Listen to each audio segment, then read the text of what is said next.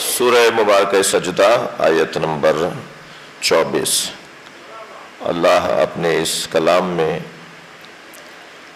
نظام ہدایت میں ایک عنوان جسے امامت کہا جاتا ہے اس کے انتخاب کا طریقہ بتا رہا ہے۔ پیش نماز مدرسے کے پرنسپل، اسکول کالج کے مدیر، صوبے کا وزیر اعلیٰ اور گورنر، یہ دنیا میں رائج ہے کہ اس کے لیے کچھ شرط و شرائط ہونے چاہیے، اور شرط و شرائط ہیں۔ ایک شہر اگر کسی کے حوالے کیا جا رہا ہو تو اس کی شرائط ہیں۔ اگر پوری کائنات کسی کے حوالے کی جا رہی ہو، صلوات پڑھ لے ذرا محمد و آل محمد، محمد صلی اللہ علی محمد و آل محمد۔ اور میرے محترم سننے والوں پر اس بات کی وضاحت ہے کہ اللہ کی مخلوق میں اقسام کتنے ہیں ان کا شمار کرنا ہمارے بس کی بات نہیں ہے کہ کتنی قسموں کی مخلوق اس نے بنائی ہے، مگر ساری مخلوقات کو جس مخلوق کی خدمت میں رکھا ہے وہ ہے انسان۔ انسان سب سے اعلیٰ و اشرف، عرفہ و بلند مخلوق ہے۔ وہ کہتا یہ ہے کہ خلقت الخلق لأجلک، اے انسان، حدیث قدسی کا میں جملہ آپ کو سنا رہا ہوں، خلقت الخلق لأجلک، اے انسان، میں نے ساری مخلوق تیرے لیے بنائی ہے، وَخَلَقْتُكَ لِأَجْلِي، مگر تجھے اپنے لیے بنایا ہے۔ کتنی قیمت ہے اس کی، یعنی کتنا بلند ہو گیا، یہ کتنی عزت بڑھ گئی اس کی۔ مقام تو دیکھیں انسان کا کہ کتنا بلند ہے کہ اللہ کہہ رہا ہے تو میرے لیے ہے۔ جی، چھوٹا بچہ اگر کوئی ایسی چیز کھا رہا ہو جو چھوٹے بچے کے کھانے کی نہیں ہے تو آپ اسے کہتے ہیں بیٹا یہ تمہارے لیے نہیں ہے۔ یا مثال کے طور پر کوئی بیمار اگر ایسی چیز کھا رہا ہو جو اس کو نقصان پہنچائے گی تو کہا جائے گا یہ تمہارے لیے نہیں ہے۔ ہر چیز ہر ایک کے لیے نہیں ہے، ہر جگہ ہر ایک کے لیے نہیں ہے، ہر جگہ ہر ایک بیٹھ نہیں سکتا۔ یہ انسان کی کتنی بڑی عزت ہے کہ انسان کو اللہ یہ کہے کہ تجھے میں نے اپنے لیے بنایا ہے، سب کچھ تیرے لیے بنایا ہے۔ خلقت الخلق لأجلک، میں نے ساری مخلوق تیرے لیے بنائی ہے۔ ساری مخلوق میں میرے تو بس کی بات نہیں ہے، ہمارے بس کی بات نہیں ہے کہ ہم مخلوقات کو گنیں کہ کیا کیا ہے جو اللہ نے انسان کے لیے بنایا ہے۔ یہ ہم نے اپنی تسلی کے لیے مخلوقات کو ان چند عنوانوں میں تقسیم کر دیا کہ جمادات ہیں، نباتات ہیں، حیوانات ہیں۔ ہم نے یہ تقسیم کر لیا کہ پتھر ہیں، پودے ہیں، حیوان ہیں، پتھروں میں پھر حیوانات میں، پھر ہم نے کہا جی سب سے اعلیٰ مخلوق جو ہے وہ انسان ہے۔ مگر اتنا طے ہے کہ جہاں ہماری عاجزی کا اظہار ہو رہا ہے وہ سب کچھ اللہ نے انسان کے لیے خلق کیا، اور انسان کو جس چاؤ سے، اردو میں مجلس پڑھ رہا ہوں، جس چاؤ سے اس نے بنایا ہے، جس شغف سے، شوق سے، جس رغبت سے بنایا ہے، اور بنانے کے بعد اپنے آپ کو مبارکباد دی ہے۔ تبارک اللہ احسن الخالقین، اللہ کو مبارک ہو کہ وہ بہترین مخلوق کا بنانے والا ہو گیا۔ خود اپنے آپ کو مبارکباد دے رہا ہے۔ اگر پانی سے بھری بالٹی ایک ہاتھ سے نہ اٹھ رہی ہو تو ہم آواز دے کر کہتے ہیں دونوں ہاتھوں سے اٹھاؤ، یعنی پوری طاقت سے اٹھاؤ۔ اللہ کہہ رہا ہے اس انسان کو میں نے اپنے دونوں ہاتھوں سے بنایا ہے۔ یا ابلیس ما منعک ان تسجد لما خلقت بیدی، اے ابلیس اسے سجدہ کرنے سے تجھے کس نے روکا تھا جسے میں نے اپنے دونوں ہاتھوں سے بنایا ہے۔ یہ دونوں ہاتھوں سے بنانے میں جو حجت ظاہری قرآن کا جو ظاہر ہے وہ حجیت رکھتا ہے، ظواہر قرآن کے مطابق یعنی مکمل طاقت سے بنایا ہے۔ میں نے اپنی ساری طاقت لگائی ہے انسان کو بنانے میں۔ A4 سائز کے اوپر سورہ الحمد لکھنا بہرحال لکھنا ہے، لیکن چاول کے دانے پہ لکھنا ہنر ہے۔ سورہ الحمد کو کوئی A4 سائز کے صفحے پر لکھے، یہ بھی لکھنا ہے، مگر کوئی چاول کے دانے پہ لکھ کے دکھائے۔ اللہ نے جو جو چیزیں ہاتھی میں رکھی ہیں وہ چیونٹی میں بھی رکھی ہیں۔ صلوات پڑھ لیں ذرا محمد و آل محمد۔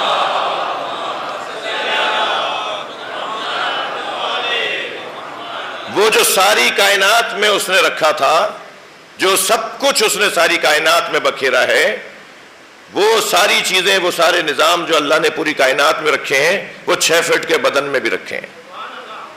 لہذا سورہ فصلت میں ارشاد فرماتا ہے سنوریہم آیاتنا فی الآفاق وفی انفسہم حتی یتبین لہم انہ الحق۔ ہم اپنی نشانیاں انہیں بہت جلد اپنی نشانیاں پوری کائنات میں دکھائیں گے، آفاق پوری کائنات میں دکھائیں گے، وفی انفسہم اور اس انسان کے اندر دکھائیں گے۔ یعنی جو اللہ کی نشانیاں کائنات میں اس نے بکھیری ہوئی ہیں وہ اس 6 فٹ کے بدن میں بھی رکھی ہوئی ہیں۔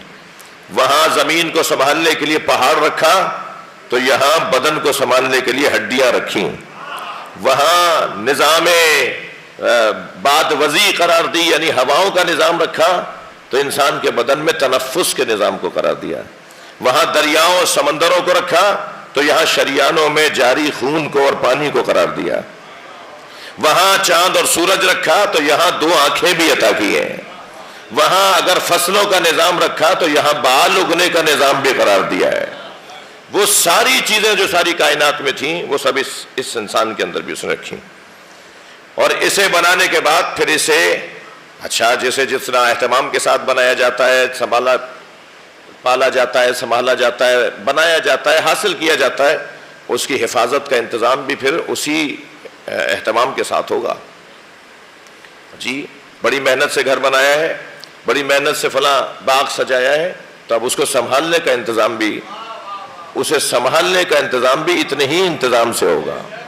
کسی چیز کا حاصل کر لینا مشکل ہو سکتا ہے مگر اس سے زیادہ مشکل اس کو سنبھالنا ہوتا ہے۔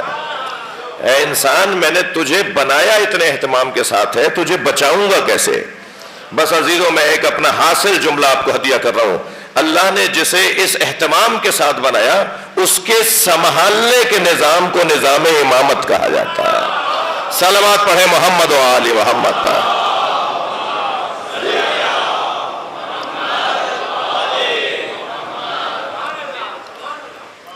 لہذا اب وہ جو نظام اس نے امامت کے عنوان سے قرار دیا، اسے اعلیٰ ترین آخری درجہ ہادیوں اور ہدایت پہنچانے والوں کی میں سب سے زیادہ کوالٹی اور معیار جب بن جائے اور زیادہ معیاری جب ہادی سامنے آئے تو اسے امام کہا جاتا ہے۔ امام یعنی معیارات میں توجہ چاہوں گا، معیارات میں اور صلاحیتوں میں جب ہادی بھرپور اپنا مظاہرہ کرے تو وہ ہادی امام کہلاتا ہے۔ لہذا نبوت بھی ہے، رسالت بھی ہے، مگر ابراہیم امام جب بنیں گے جب اپنی صلاحیتوں کا اظہار کریں گے۔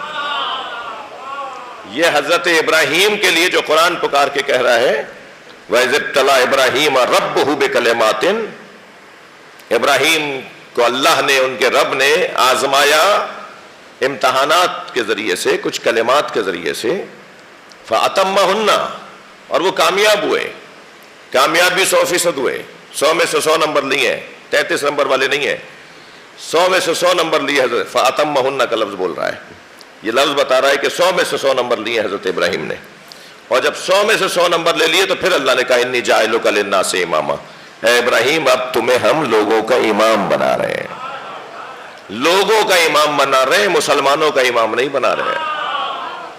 پیغام ہے بھائی، یہ آیات ہیں، یہ میرے الفاظ نہیں ہے کہ کل ٹھیک کر لوں گا، یہ ایسے ٹھیک ہیں کہ جو ان پہ شک کرے اس پہ شک ہونا چاہیے۔ صلوات پڑھ لے ذرا محمد و آل محمد۔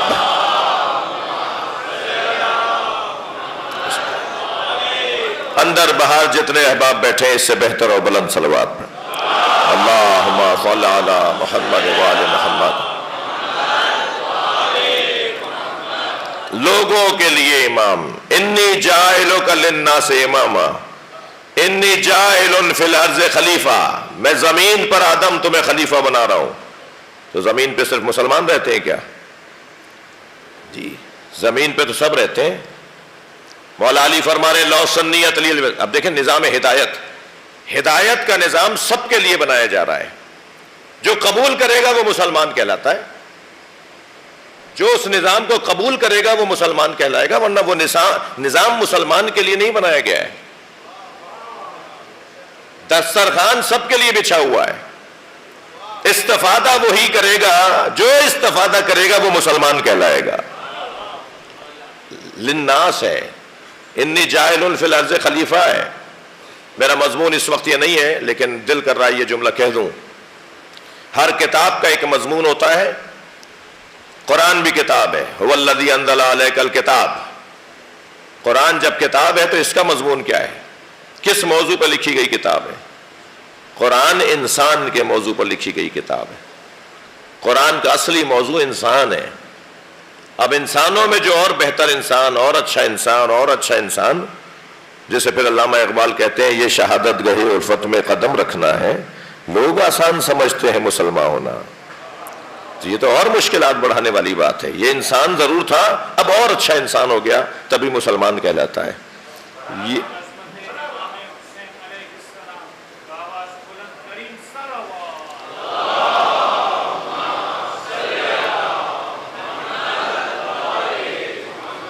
لہذا یہاں ایک اور صلوات.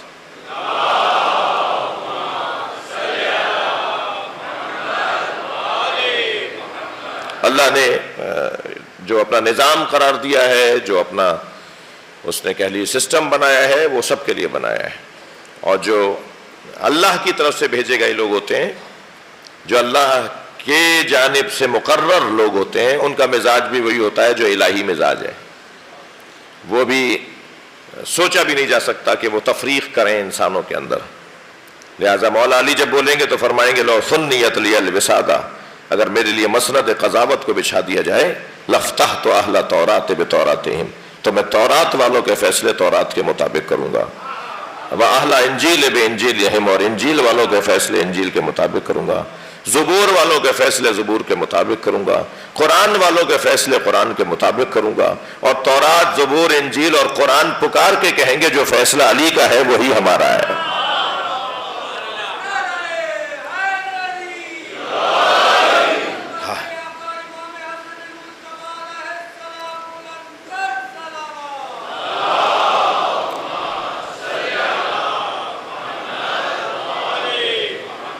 مولا نے یہ نہیں فرمایا کہ میں یہودیوں کے فیصلے نہیں کروں گا، میں عیسائیوں کے فیصلے نہیں کروں گا.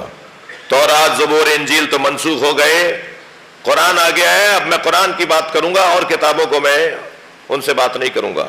لیکن نہیں، علی سب کو جینے کا موقع دے رہے ہیں. دوسرے مذاہب اور مکاتب اور ادیان کا بھی خیال کر رہے ہیں. علی دوسروں کو بھی رستہ دے رہے ہیں. اور پھر قابلیت بھی علی کی یہاں بیان ہو رہی ہے، تو وسعت قلبی بھی علی کی بیان ہو رہی ہے. علی قابل ہیں، تمام آسمانی کتابوں کے عالم ہیں. یہ بھی بیان ہو رہا ہے تو یہ بھی بیان ہو رہا ہے کہ علی مولا کا دروازہ سب کے لیے کھلا رہتا تھا.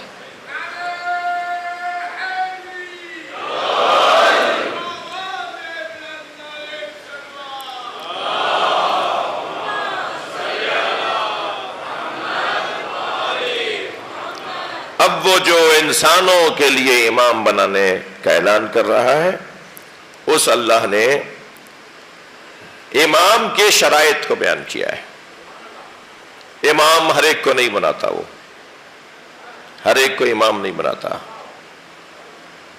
جی آپ جز وقتی پیش نماز بغیر شرائط کے نہیں بناتے. جو کل وقتی امام ہو وہ بغیر شرائط کے کیسے بنے گا؟ تو وہ شرائط کیا ہیں؟ ان شرائط میں جو امام بنانے کے لیے اللہ نے قرار دیے ہیں، ان میں اس آیہ کریمہ میں 2 شرائط بیان ہوئے ہیں، 2 شرطیں بیان ہوئی ہیں.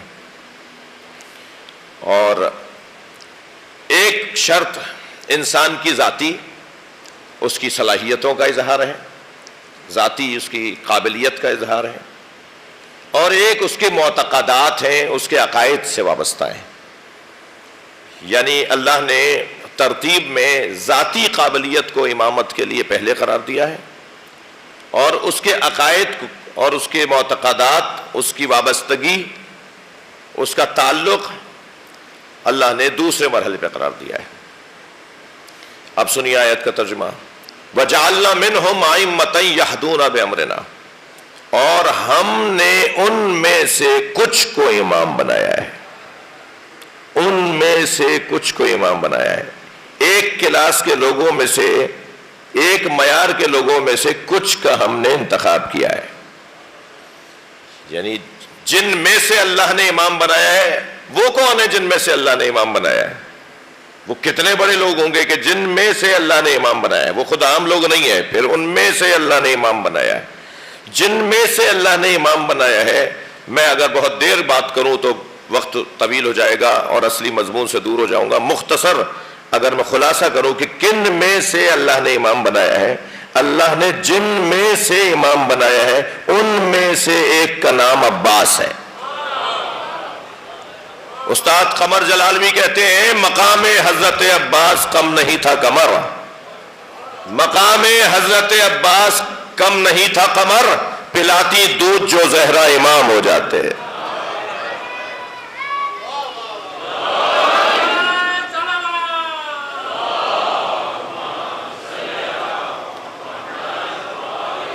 جن میں سے اللہ، جن معیار کے لوگوں میں سے اللہ امام بناتا ہے ان معیاری لوگوں میں ایک نام حضرت ابو الفضل عباس کا ہے۔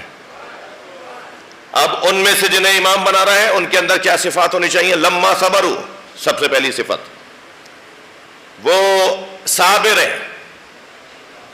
صبر ذاتی صلاحیت کو کہا جاتا ہے۔ میں بچوں اور جوانوں سے زیادہ بات کر رہا ہوں، بزرگوں سے دعا چاہیے۔ صبر نہ رونے کو نہیں کہتے، روتا نہیں ہے صابر ہے، یہ تو ہو سکتا ہے جلاد ہو، جو روتا نہیں ہے ہو سکتا ہے جلاد ہو، اس لیے کہ رونے کا تعلق اور نہ رونے کا تعلق صبر کے ساتھ نہیں ہے۔ وہ تو زیادہ بڑا انسان ہے جس کو آنسو جلدی آتے ہیں، جو جتنا بڑا انسان ہوگا اس کا اتنا ہی دل نرم ہوگا، اور جس کا جتنا زیادہ دل نرم ہوگا اتنا ہی اس کی آنکھوں میں آنسو جلدی آئیں گے۔ چھوڑ دیجئے ان لوگوں کو جو آپ کے رونے پہ تبصرے کرتے ہیں، روتے ہوئے عزاداروں کو چٹکیاں بھرتے ہیں، طرح طرح کے کلپس آ رہے ہیں ان لوگوں کے، آتے ہیں ایام عزا میں پچھلے سالوں سے کہ صاحب ایسے روتے ہیں، یہ ویسے روتے ہیں، اور رونے کے لیے نہیں، اور یہ رونے والے لوگ اور پیٹنے والے لوگ، بولنے دیجئے انہیں، بولنے دیجئے۔ جو آج رونے والوں پر منفی تبصرہ کرتے ہیں نا، میں ممبر پر بیٹھ کر یقین سے کہہ سکتا ہوں احادیث کی روشنی میں کہ کل قیامت میں وہی روئیں گے۔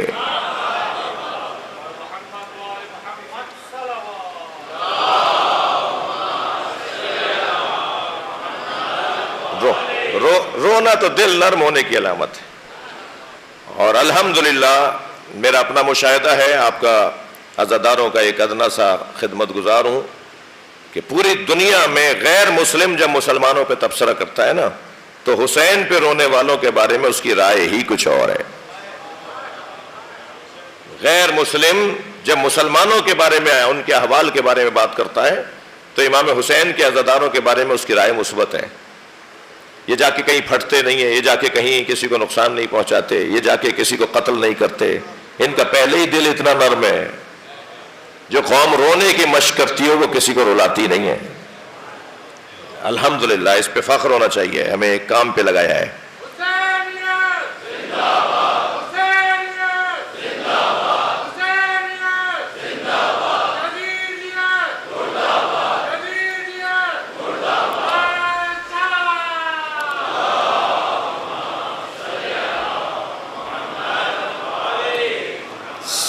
صبر لما صبرو، صبر ایک قابلیت، ذاتی قابلیت کو کہتے ہیں۔ ہمت، حوصلہ، بردباری، تحمل مزاجی، میدان میں ڈٹنا، حالات کا مقابلہ کرنا، مسائل سے نکلنے کی کوشش کرنا، حالات اور پریشانیوں میں اور مشکلات اور آلام میں رستے بنانا، یہ صبر کے ساتھ جڑی ہوئی چیزیں ہیں۔ جی، ہمت والے لوگ صابر، برداشت والے لوگ صابر، اپنے ہدف سے جڑے رہنے والے لوگ صابر، اپنے مقصد پر بھروسہ کرنے والے لوگ صابر۔ جی، صبر کرنے والا یعنی کل کے انتظار میں رہنے والا،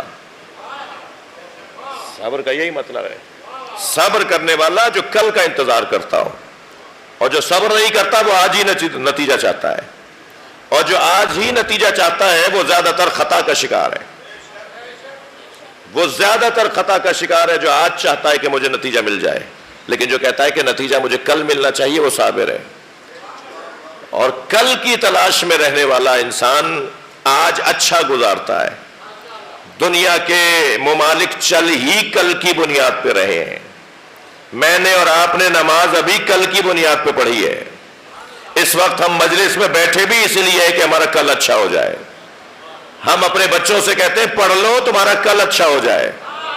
ہر شخص کل کی تلاش میں ہے، اور صابر صبر کر کے بتاتا ہے کہ کل میرا ہے.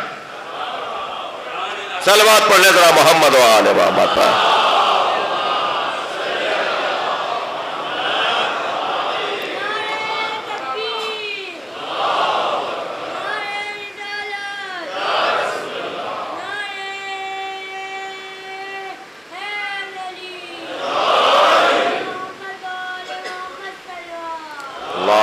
صلی علی محمد وآل محمد. سب سے پہلا عنوان صبر ہے. امام اسے اللہ بناتا ہے جو صابر ہو. صابر ہے. صلح امام حسن، یہ صبر امام حسن پر ایک دلیل ہے.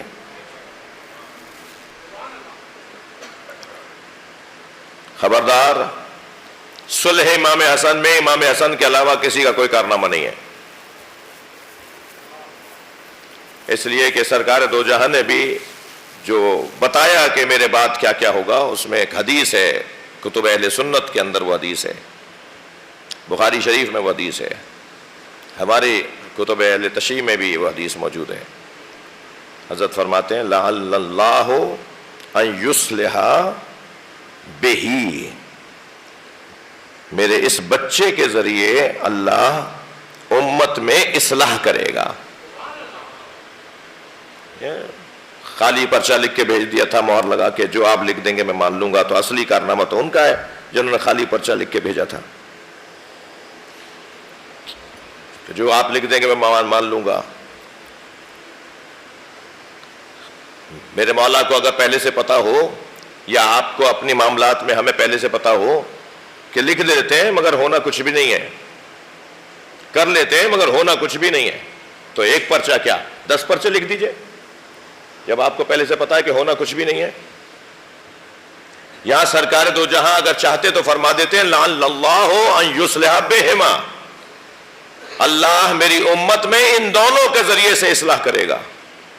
یہ نہیں کہا ہے نبی نے، ان یصلح بہی، میرے حسن کے ذریعے سے میری امت کی اصلاح ہوگی. اور ہوا جب وہ گیا شرائط نامہ جس کے اندر لکھا تھا کہ سنت پر عمل ہوگا، جس میں لکھا تھا کہ عراق، شام، یمن، یہاں کے لوگوں کو امن فراہم کیا جائے گا، جس میں لکھا ہوا تھا کہ علی کے چاہنے والوں کے ساتھ ظلم اور زیادتی بند کی جائے گی، جس میں لکھا ہوا تھا کہ مدینے میں موجود مسلمانوں کے حقوق کو منقطع نہیں کیا جائے گا، جس میں لکھا ہوا تھا کہ اگر یہ دنیا سے چلے جائیں تو ان کے بعد امور مسلمین امام حسن کے حوالے ہوں گے، اور امام حسن نہ ہو تو حسین کے حوالے ہوں گے. یہ سارے شرائط لکھے تھے، اور پہلے ہی مرحلے پہ اسے پھاڑ دیا گیا. جب وہیں پھاڑا تو ایک وزیر صاحب تشریف فرما تھے، انہوں نے کہا کہ یہ کیا کیا تم نے؟ کہا مجھے ماننا کب تھا؟ کہا ماننا نہیں تھا تو یہ لکھوایا کیوں تھا؟ کہا لکھوایا اس لیے تھا کہ ذرا فوجیں واپس چلی جائیں. اسی مرحلے میں 10 دن تک مذاکرات ہوتے رہے، 1 ہفتے تک مذاکرات ہوتے رہے، دستے واپس جا رہے ہیں اپنے بھائی صلح ہو رہی ہے، معاملات ختم ہو گئے، اب جنگ ہونی نہیں ہے. میں تو یہ چاہتا تھا کہ اسی طرح یہ معاملہ ٹھنڈا پڑ جائے، اور مجھے ماننا کب تھا؟ کہ اگر یہی کام کرنا تھا تو 2 4 5 10 دن کے بعد کر لیتے یہ کام، جو تمہیں پھاڑنا ہی تھا وہ کاغذ. کیونکہ اس طرح سے تو تمہاری بات یہ پھیل جائے گی کہ تم نے کہا، پہلے ہی کہہ دیا کہ میں نہیں مانوں گا. اور ایسے ہی ہوا. بھائی علامہ اقبال کا جو عقیدہ ہے نا صلح امام حسن پر، وہی ہمارا عقیدہ ہے. اب میں سنا رہا ہوں آپ کو، صلوات پڑھیں محمد و آل محمد.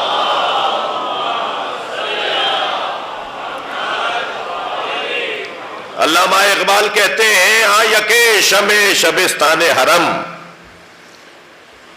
سیدہ کے بچوں میں سے ایک بچہ وہ ہے جو حرم الہی کی شمع ہے، جس کی وجہ سے اللہ کا گھر روشن ہے۔ ہاں یکے شمع شبستان حرم، حافظ جمیعت خیر الامم، جس نے خیر الامت، امت کو، بہترین امت کو مرنے سے بچایا۔ لہذا ظہور احمد فیضی اہل سنت عالم دین لکھتے ہیں کہ یہ صلح نہیں تھی، بیعت تو تھی ہی نہیں۔ غلط بات، بالکل غلط بات، بیعت نہیں تھی۔ بیعت ہوتی، توجہ، دلیل دے دوں کہ بیعت نہیں تھی۔ بڑے جھوم جھوم کے کہتے ہیں کہ بیعت کر لی تھی امام حسن نے، ان کو جواب دے رہا ہوں، امام حسن نے بیعت نہیں کی تھی۔ اگر امام حسن نے بیعت کر لی ہوتی، دیکھیں یہ ممبر عقائد کے دفاع کا ممبر بھی ہے، اس ممبر سے یہ عقائد بیان ہوں گے اور بیان ہوتے رہیں گے، آپ کو بھی سننا پڑے گا۔ صلوات پڑھے ذرا محمد و آل محمد۔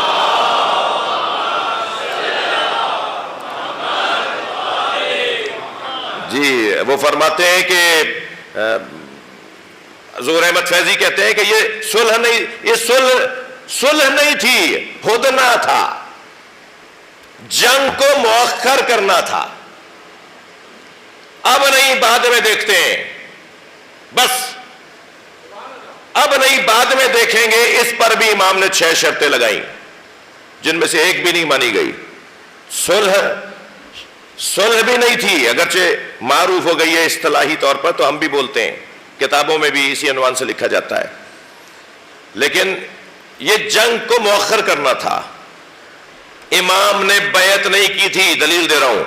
اگر امام نے بیعت کی ہوتی تو جب امام حسین نے فرمایا نا مثلی لا یبایع مثلا، مجھ جیسا اس جیسے کی بیعت نہیں کر سکتا، اگر امام نے بیعت کی ہوتی تو امام حسین کے اس فرمانے پر کہ مجھ جیسا اس جیسے کی بیعت نہیں کر سکتا، کوئی تو کھڑے ہو کر کہتا کہ آپ کے بھائی نے کر لی تھی۔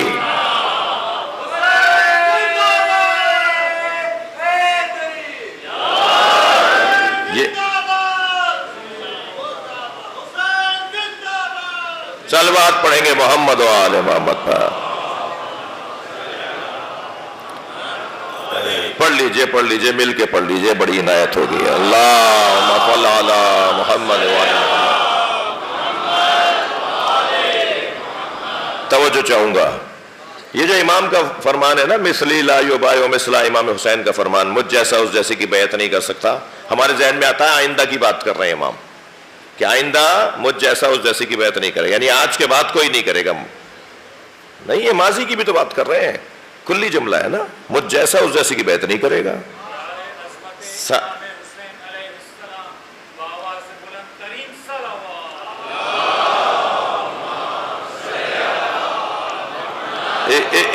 ایک اور حضرت کا مجھے فقرہ یاد آ رہا ہے، حضرت کا فرمان یاد آ رہا ہے۔ حضرت فرماتے ہیں اسیرو بسیرت جدی و ابی، میں اپنے نانا اور اپنے بابا کی سیرت پہ عمل کرنے جا رہا ہوں۔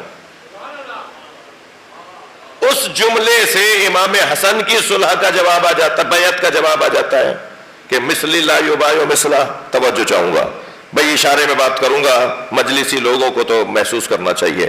اس جملے سے کہ مثلی لا یبایع مثلا، مجھ جیسا اس جیسے کی بیعت نہیں کر سکتا، یہ امام حسن کی بیعت کا جواب ہے کہ امام حسن نے بیعت نہیں کی۔ اور اس جملے سے امام حسین کے کہ اسیرو بسیرت جدی و ابی، میں اپنے نانا اور اپنے بابا کی سیرت پہ عمل کرنے جا رہا ہوں، مولا علی کی بیعت کا جواب آ جاتا ہے۔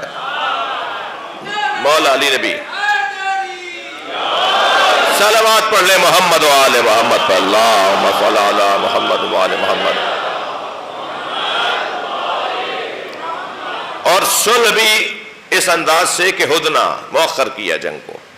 اب علامہ اقبال کے 4 مصرے سنیے، فرماتے ہیں آ یکے شمع شبستان حرم، ان بچوں میں سے ایک بچہ سیدہ کا، سیدہ کے فضائل پڑھتے ہوئے انہوں نے یہ کلام لکھا ہے۔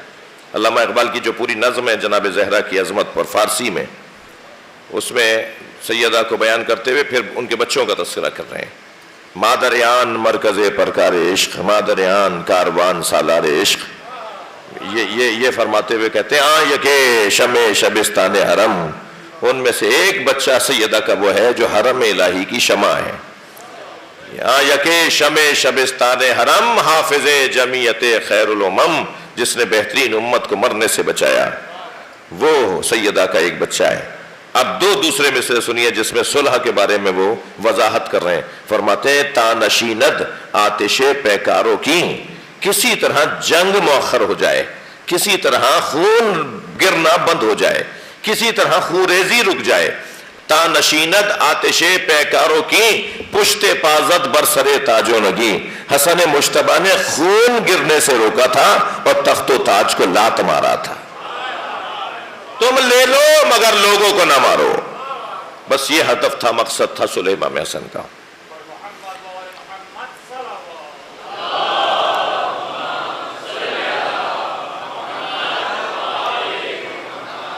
حضرت آدم فرماتے ہیں کہ جب مجھے اللہ نے خلق کیا تو اللہ نے کچھ نام میرے سامنے رکھے، ان میں علی خیرت اللہ والحسن صفوت اللہ والحسین امین اللہ لکھا ہوا تھا۔ حضرت آدم نے جو امام حسن کا لقب پڑھا ہے نا حدیث میں، وہ صفوت اللہ، منتخب الہیہ، جسے اللہ نے منتخب کیا ہے، جس کا انتخاب اللہ نے کیا ہے۔ لما صبروا، امام حسن کی زندگی اور آپ کی سیرت طیبہ بہت ہی روشن ہے۔ نبی مکرم سے آپ کا تعلق سبط اکبر کا تعلق ہے، بڑے بیٹے کا تعلق ہے، بڑا بیٹا کہہ کے نبی یاد کرتے رہے امام حسن کو۔ جب بھی تعارف کرواتے تھے تو کہتے تھے یہ میرا بڑا بیٹا ہے۔ بڑا بیٹا، اولاد والے بیٹھے ہیں، بڑا بیٹا ہوتا ہے۔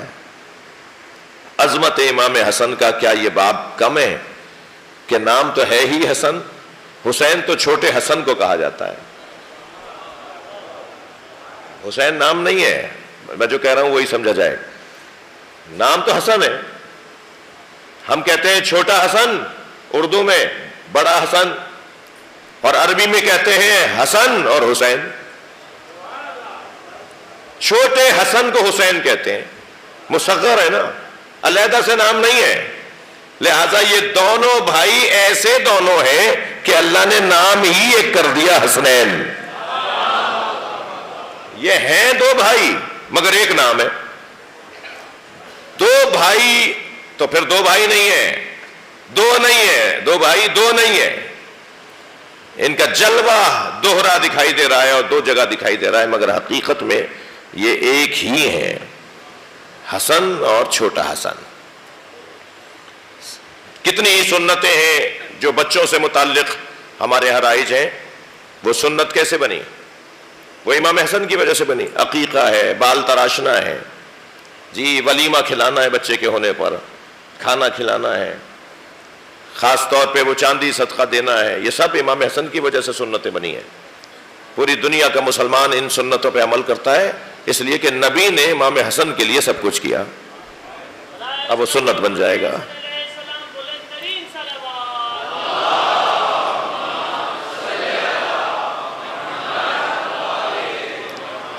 اور کیا وجود ہے علمی، کیا وجود ہے بہادری کا، آپ کی توجہات بھرپور ہے۔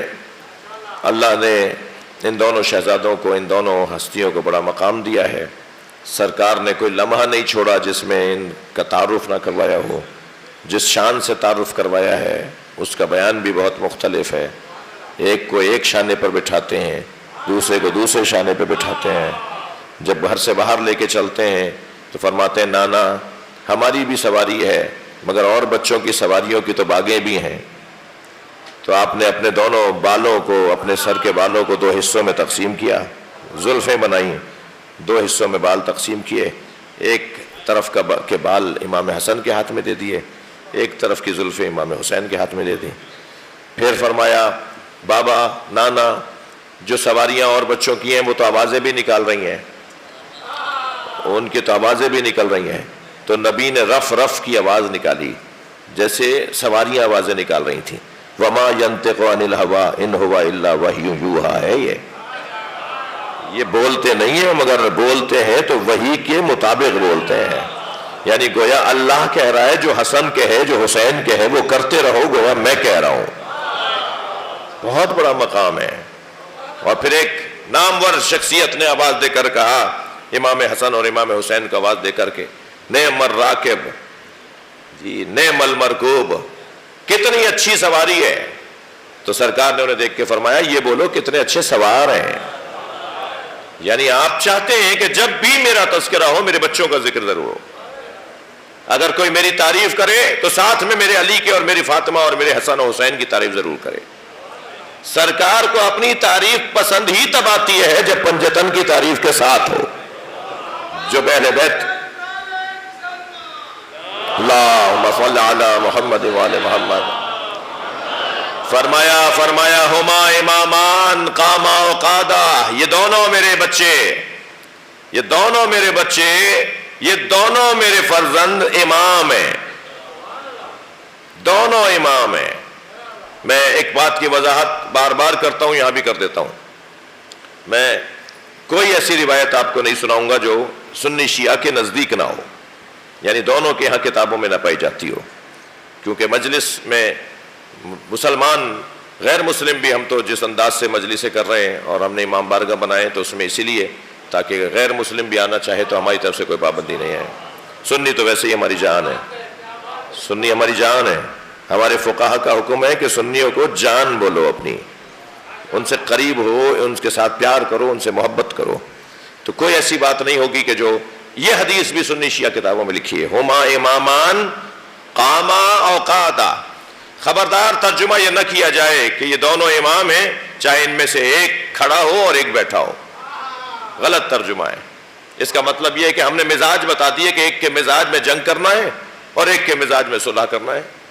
ایک کھڑا ہو جائے یعنی قیام کرے، ایک بیٹھ جائے یعنی صلح کر لے. جبکہ ایسا ہے ہی نہیں، حدیث بھی یہ نہیں کہہ رہی. حدیث میں تثنیہ کا صیغہ ہے، قاما دونوں کھڑے ہو اور قادا دونوں بیٹھے ہو. یہ دونوں امام ہیں چاہے دونوں کھڑے ہو یا دونوں بیٹھے ہوئے ہو. لہذا امام حسن نے جہاں صلح کی ہے، اگر ہم اصطلاحاً کہیں، وہاں امام حسن نے جنگ بھی کی ہے.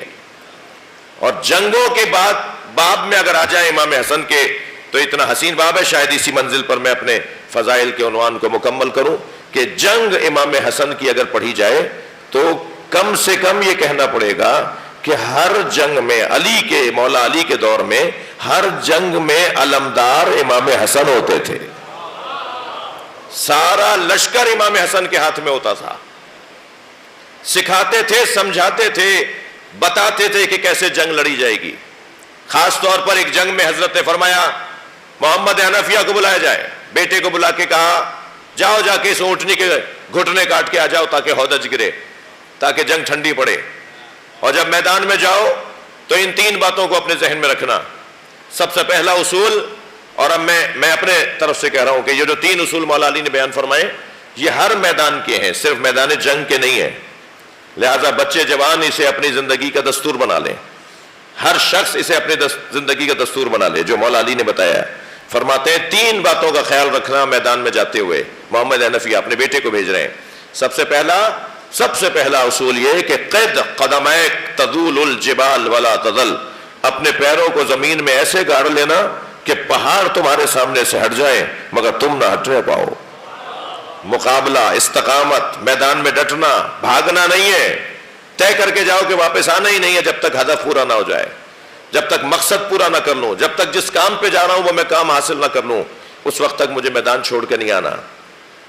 فرماتے ہیں دوسرا اصول انظر الی اقصی القوم، اپنی نگاہوں کو آخری دستے پہ رکھنا، آخری دستے کو دیکھ کر آگے بڑھنا.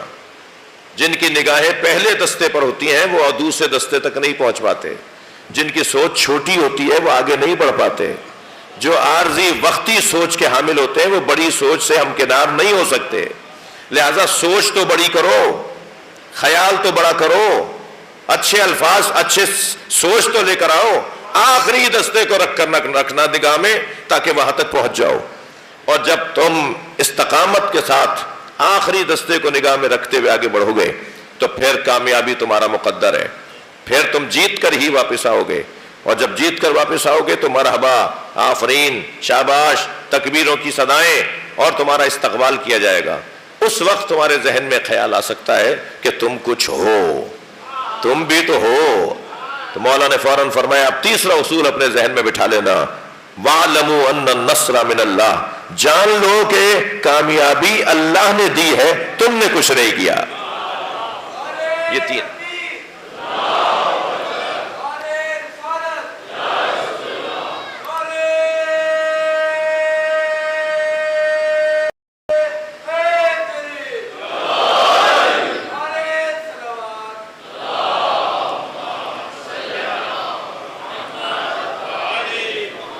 محمد حنفیہ روانہ ہوئے میدان میں، جا رہے تھے تیزی سے گھوڑا دوڑاتے ہوئے کہ تیروں کی بارش ہونے لگی دشمن کی طرف سے۔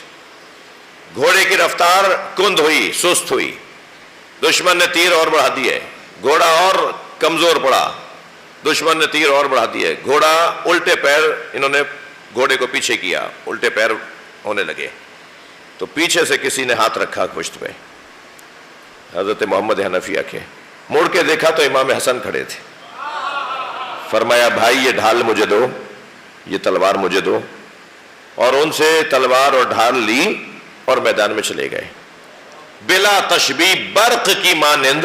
توجہ چاہوں گا بھائی، میں آپ امام حسن کی جنگ تو نہیں پڑھ رہا، لیکن پڑھ بھی سکتا ہوں کہ امام حسن بلا تشبیہ برق کی مانند میمنے میں جاتے تھے، پھر میسرے میں آتے تھے، پھر قلب لشکر میں آتے تھے، پھر لشکر کے اختتام پہ جاتے تھے، پھر آغاز میں آ جاتے تھے۔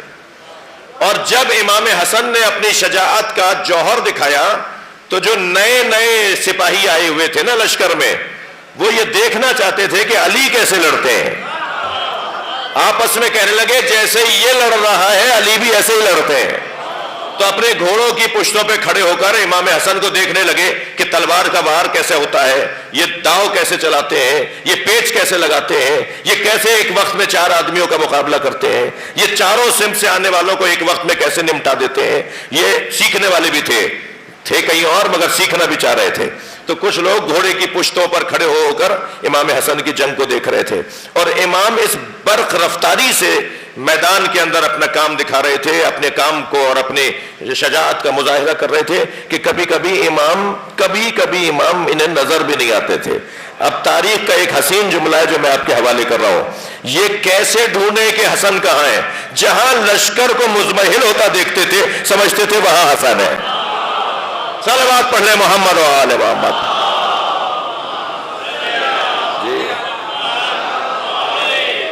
اور اسی کیفیت میں امام پہنچے اونٹنی کے قریب، اور آپ نے اس کا گھٹنا کاٹا، وہ گری، ہودج گری، اور جنگ ٹھنڈی پڑ گئی۔ واپس جو آئے تو مرحبا مرحبا آفرین کی آوازوں میں امام حسن کا استقبال ہوا۔ آگے بڑھ کر مولا علی نے اپنے بچے کا استقبال کیا، تمام صحابہ کرام نے، تمام مولا علی کے ساتھیوں نے امام حسن کو آفرین کہا۔ اچانک مولا علی کی نگاہ گئی محمد حنفیہ کی طرف۔ اب تربیت اولاد کا ایک نسخہ لے لیجئے مجھ سے، اولاد کے ساتھ ماں باپ کو کیسے رہنا چاہیے اور کیا رویہ ہونا چاہیے ان مسائل میں۔ کیا دیکھا کہ محمد حنفیہ ایک کونے میں دور گردن جھکائے، گردن لٹکائے کھڑے ہیں۔ قریب جا کر مولا علی نے فرمایا محمد کیا بات ہے؟ کہا بابا آپ نے جو مجھے کام دیا تھا وہ میں کر نہیں پایا، آپ نے مجھے کہا تھا جاؤ، میں نہیں جا سکا، میں نہیں کر پایا۔ تو مولا علی نے شفقت سے، محبت سے ان کی پشت پہ ہاتھ مارا، اور ہاتھ مارتے ہوئے پیار بھرا ہاتھ مارا، اور ہاتھ مارتے ہوئے فرمایا انت ابنی وہو ابن رسول اللہ، تم میرے بیٹے ہو، وہ رسول اللہ کا بیٹا ہے۔ صلوات پڑھ لیں محمد و آل محمد پر۔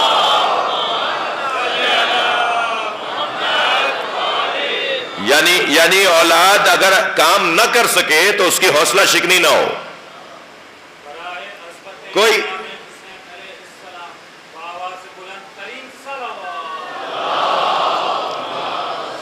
اللہم صلی علی محمد وعلی محمد۔ کوئی بات نہیں ہے، اگر یہ بچہ آج کام نہیں کر پایا تو کہیں اس کا دل اتنا خراب نہ ہو جائے کہ آئندہ یہ اتنا بھی نہ کر پائے۔ کوئی بات نہیں بیٹا، آج نہیں کر پائے کل کر لو گے، اور تم اس سے اپنا مقایسہ کیوں کر رہے ہو؟ تمہارا اس کا تو کوئی جوڑ ہی نہیں ہے، تم میرے بیٹے ہو۔ خود مولا علی کا بیٹا ہونا کم سعادت ہے کیا؟ مگر حوصلہ دے کے کہہ رہے تم میرے بیٹے ہو، وہ رسول اللہ کا بیٹا ہے، اس لیے حسن کا مقام تم سے زیادہ بلند ہے۔ وہ مولا امام حسن جنہوں نے یہ جنگ بھی کی اور پھر امت کے بقا کی خاطر صلح بھی کی. اس کی مظلومیت انفرادی ہے.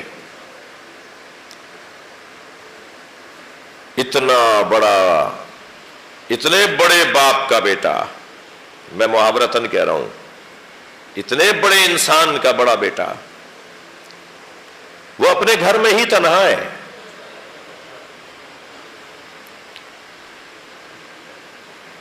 جب میں جناب رباب کی امام حسین سے محبت دیکھتا ہوں نا، کہ جب تک زندہ رہی کبھی سائے میں نہیں بیٹھی. امام حسین کو دھوپ میں دیکھ کر آئی تھی تو جب تک زندہ رہی کبھی سائے میں نہیں بیٹھی. کہہ کر آئی تھی، اے میرے والی، میرے سر پہ چادر نہیں ہے، آپ کے بدن پہ کپڑا نہیں ہے، یا آپ کی زوجہ آپ کے لیے کچھ نہیں کر پا رہی، مگر اتنا تو کر سکتی ہے نا کہ آپ کی یاد میں کبھی سائے میں نہیں بیٹھے گی. اجرکم اللہ. ابو حمزہ شمالی، جن کے دعائے ابو حمزہ آپ ماہ رمضان میں پڑھتے ہیں، وہ واقعہ کربلا کے بعد امام سجاد کی خدمت میں آئے. امام سجاد کی خدمت میں آئے. واقعہ کربلا کے بعد کنیز نے صحن خانہ سے گزار کر ابو حمزہ کو امام سجاد کے حجرے میں پہنچایا. وہ کہتے ہیں جب میں آ رہا تھا تو میں نے دیکھا ایک برقع پہنے بی بی دھوپ میں بیٹھی ہے. کہتے ہیں بہت دیر میں نے حضرت سے سوالات کیے، بہت دیر حضرت سے استفادہ کیا. جب میں واپس جانے لگا تو کنیز نے مجھے صحن سے گزارا، مگر میں نے کیا دیکھا کہ دھوپ ڈھل گئی ہے تو بی بی وہاں سے اٹھ کر وہاں جا بیٹھی جہاں دھوپ ہے. تو کہتے ہیں میں کھڑا ہو گیا تو امام سجاد کی آواز آئی، ابو حمزہ کیوں رکے ہو؟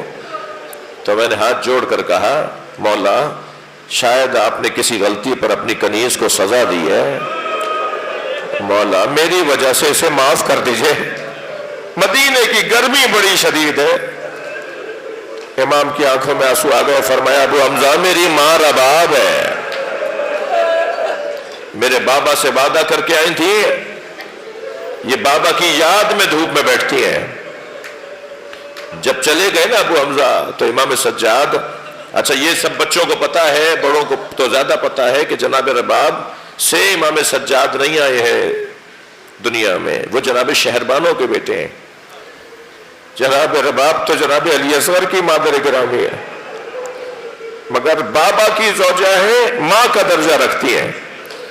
تو ایسے برابر میں آ کے بیٹھی، ایسے برابر میں آ کے بیٹھے امام سجاد جیسے بچے ماں کے ساتھ بیٹھتے ہیں، اور فرمانے لگے اماں اب تو غیر بھی کہتے ہیں کہ سائے میں آ جائیے. تو جناب رباب نے کانپتی ہوئی آواز میں کہا، زین العابدین ہرملہ مارا گیا. اجرکم اللہ. میں جب جناب اور امام حسین فرماتے ہیں مجھے وہ گھر اچھے لگتے ہیں جن گھروں میں رباب اور سکینہ نامی عورتیں ہوتی ہیں، اس لیے کہ جناب سکینہ نے اور جناب رباب نے جو امام حسین کے ہدف اور امام حسین کے تحریک میں اپنا حصہ ڈالا ہے، خواتین میں جناب زینب کے بعد وہ بہت بڑا مقام ہے. میں جب یہ فضائل جناب رباب کے دیکھتا ہوں نا کہ امام حسین سے کتنی سچی تھیں، امام سے کتنی وفادار تھیں، تو پھر ایک مرتبہ امام حسن یاد آتے ہیں. امام حسین کی زوجہ تو شوہر کی خاطر دھوپ میں بیٹھے اور امام حسن کی زوجہ خود اپنے ہاتھ سے زہر کھلائے. دونوں بھائیوں میں کتنا فرق ہے، دونوں کی گھر کے اندر کتنا فرق ہے.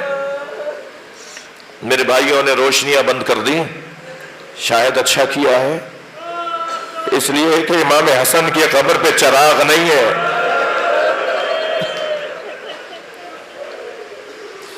اور کربلا میں حسین کے مزار پر دیکھیں مہنگے مہنگے فانوس لگے ہوئے ہیں، سونے چاندی کے دروازے لگے ہوئے ہیں، جی مہنگے مہنگے قالین بچھے ہوئے ہیں. آپ حرم امام حسین میں داخل ہوتے ہیں، ایک خاص خوشبو آ رہی ہوتی ہے، آپ کا دل ہی نہیں کرتا کہ حرم سے باہر جائے. مگر میرے مولا حسن کی مظلومیت دیکھیے، مدینے میں اپنے وطن میں، مگر امام حسن کی قبر پہ کوئی چراغ جلانے والا نہیں ہے۔ ہاں چراغ تو کیا، جانیں قربان کرنے والے ہیں۔ ہم اکیلے پاکستان کے لوگ امام حسن کا مزار، ائمہ اہل بیت کا مزار بنا سکتے ہیں، مگر وہاں تو کھڑا بھی نہیں ہونے دیا جاتا۔ اگر کوئی کھڑے ہو کر سلام کر لے تو اس کے ہاتھ سے کتاب چھین لی جاتی ہے، وہ زیادہ بات کرے تو اسے تھپڑ مار دیا جاتا ہے، اسے اٹھا کر کہیں لے جاتے ہیں سمجھانے کے لیے، اور پھر کیا سمجھاتے ہیں وہ وہی جانتا ہے کہ اس کے ساتھ کیا زیادتیاں ہوتی ہیں۔ امام حسن کی قبر، آج شب شہادت ہے نا امام حسن کا، شب شہادت ہے نا، ابھی آپ تابوت کی زیارت کریں گے، ابھی آپ مجلس شہادت امام حسن میں شریک ہو رہے ہیں نا، کتنا بڑا مجمع ہے یہاں پر، مگر امام حسن کی قبر پہ کوئی بھی نہیں ہوگا۔ اجرکم اللہ، اجرکم اللہ، اپنے ذہنوں کو مدینہ لے چلیے، اجرکم اللہ، اپنی آوازوں کو آزاد کریں گے، جب رونے لگے تو تکلف کر کے نہ رویا کریں، کچھ دیر کے لیے اپنے تصورات کو مدینہ لے چلیے۔ مدینے میں امام حسن کو زہر دیا جا رہا ہے، زہر دینے والی بھی زوجہ ہے، اور جب زہر امام حسن کو رو رہے ہیں نا، اب امام افطار کر رہے ہیں جس میں زہر دیا گیا ہے، روزے سے تھے امام حسن، اس کیفیت میں امام کو زہر دیا گیا، ایک گھونٹ جب امام نے لے لیا تو کاسا واپس رکھتے ہوئے فرمایا تیری مراد اس سے پوری ہو جائے گی۔ اجرکم اللہ، اجرکم اللہ، اجرکم اللہ۔ 3 دن امام زہر کی تکلیف میں رہے، سنیں گے عزیزارو، پہلے دن امام بیٹھ نہیں پا رہے تھے، جب امام کو زہر دیا گیا پہلے دن بیٹھ نہیں پا رہے تھے، دوسرے دن امام لیٹ نہیں پا رہے تھے، اور تیسرے دن امام اشاروں میں بات کر رہے تھے۔ جب امام کو قے آنے لگی، تشت لا کر دیا گیا، امام حسین نے اپنے ہاتھوں سے تشت تھاما ہوا ہے، امام حسن قے کر رہے ہیں اور جگر کے ٹکڑے باہر آ رہے ہیں۔ اجرکم اللہ، اجرکم اللہ۔ سخت مرحلہ ہے کہ اچانک خبر آئی کہ زینب آ رہی ہیں، تو امام حسن نے فرمایا بھائی حسین یہ تشت اٹھا کے لے جاؤ، میری بہن برداشت نہیں کر پائے گی۔ میں آپ کے ساتھ مل کر امام حسن کی بارگاہ میں 10 بستہ کہوں مولا آپ کی بہن کا بڑا حوصلہ ہے، کبھی یہ نانا کا جنازہ دیکھتی ہے، کبھی یہ ماں پہ جلتا ہوا دروازہ دیکھتی ہے، اجرکم اللہ، اجرکم اللہ، کبھی یہ بابا کے سر پہ لگی ضربت دیکھتی ہے، کبھی یہ آپ کا جنازہ دیکھے گی اور 40-70 قدم کے فاصلے سے ایک ٹیلے پہ کھڑے ہو کر بھائی حسین کو ذبح ہوتے دیکھے گی۔ اجرکم اللہ، اجرکم اللہ۔ گریہ ہو گیا، مجلس ہو گئی ہے، ایک منزل اور لے لیجئے، ہر ایک کی ذمہ داری علیحدہ علیحدہ ہے۔ جناب زینب کی ذمہ داری کیا کیا ہے وہ رلا ڈالتی ہے، جناب زینب کو کیا کیا کرنا ہے۔ جناب زہرا کی جب شہادت ہونے لگی نا، مولا علی کو بلا کے علیحدہ وصیتیں فرمائی، امام حسن کو بلا کے علیحدہ، امام حسین کو بلا کے علیحدہ، اور پھر فرمایا مولا علی سے اب زینب کو میرے حجرے میں بھیج دیں۔ جب جناب زینب آئی حجرے میں تو فرمایا زینب کتنے سال کی ہیں بی بی؟ تاریخ کہتی ہے 3 سال کی ہیں، 4 سال سے کم کی عمر ہے جناب زینب کی جب جناب زہرا کی شہادت ہو رہی ہے۔ کتنی بڑی عمر کی بچی ہوتی ہے، کچھ دیر کے لیے سوچ لیجئے، اتنی کم سن بچی سے میری بی بی زہرا نے فرمایا زینب یہ سامنے صندوقچہ رکھا ہے اٹھا کے لاؤ۔ بی بی بستر شہادت پر ہیں، جناب زہرا صندوقچہ کھولا، فرمایا اس میں کیا نظر آ رہا ہے؟ کہا اماں اس میں کفن رکھے ہوئے ہیں۔ کہا زینب جب تمہارے نانا میرے بابا کی رحلت ہونے لگی تو جنت سے جبریل 5 کفن اور 5 حنوت لے کر آئے تھے، یہ پنجتن کے 5 کفن اور حنوت جنت سے آئے ہیں، ایک کفن تمہارے نانا کو تمہارے بابا نے دے دیا، باقی 4 کفنوں کی ذمہ داری تمہاری ہے۔ یہ 4 کفن سمجھ لو کہ کس کا کون سا کفن ہے۔ کیا عمر ہے جناب زینب کی، ایک کفن کو دیکھ کر فرمایا ابھی انہی دنوں میں تمہارے بابا گھر میں آ کر تم سے کہیں گے اماں کا کفن دے دو، انہی دنوں میں تمہارے بابا میرا کفن مانگیں گے تو یہ کفن دے دینا۔ اجرکم اللہ، اجرکم اللہ۔ دوسرا کفن دیکھ کے فرمایا زینب کچھ مدت کے بعد تمہارا بھائی حسن تم سے آ کے کہے گا بہن زینب بابا علی کا کفن دے دو، تو یہ تمہارے بابا علی کا کفن ہے۔ ایک اور کفن دیکھ کر فرمایا بیٹا کچھ مدت کے بعد تمہارا بھائی حسین آ کے تم سے کہے گا کہ بھائی حسن کا کفن دے دو، تو یہ تمہارے بھائی حسن کا کفن ہے۔ اب ترتیب میں آخری کفن رہ گیا نا، جب جناب زینب نے کہا نا اماں یہ کفن رہ گیا، تو جناب زہرا نے اسے دیکھا اور رونا شروع کیا اور روتے ہوئے فرمایا یہ بھی حسن کا کفن ہے۔ فرمایا اماں وہ پہلے والا بھی بھائی حسن کا تھا؟ کہا ہاں زینب یہ دوسرا بھی حسن کا ہے۔ تو کم سن تھی نا، فوراً فرمایا بھائی حسین کا کہاں ہے؟ فرمایا حسین کا کفن جنت سے نہیں آیا، یہ دو کفن حسن کے آئے ہیں۔ اجرکم اللہ، اجرکم اللہ۔ کبھی سنا آپ نے آپ کے کسی عزیز کا جنازہ دفنانے کو لے گئے ہو اور بغیر دفنائے واپس لے آئے ہو اور جنازے سے خون نکل رہا ہو؟ اس لیے کہ جنازے پہ اتنے تیر لگ چکے ہیں۔ اجرکم اللہ، اجرکم اللہ۔ مجلس ہو گئی ہے، بس آخری جملے سن لیجئے۔ آپ رو رہے ہیں نا، رونے کی رات ہے، پرسے کی رات ہے۔ ائمہ اہل بیت نے حکم دیا ہے کہ ہمارے مصائب میں جو بلند آواز سے روتا ہے اس کے لیے ائمہ اہل بیت کی خاص دعائیں ہیں۔ پنجتن کے 5 جنازوں کا حال سنا دوں آپ کو اور اسی پہ مجلس مکمل ہو جائے۔ نبی کے جنازے میں 11 افراد ہیں۔ آج شب رحلت مصطفیٰ سرکار بھی ہے، آج نبی مکرم کی رحلت کی رات بھی ہے۔ نبی کے جنازے میں 11 افراد ہیں۔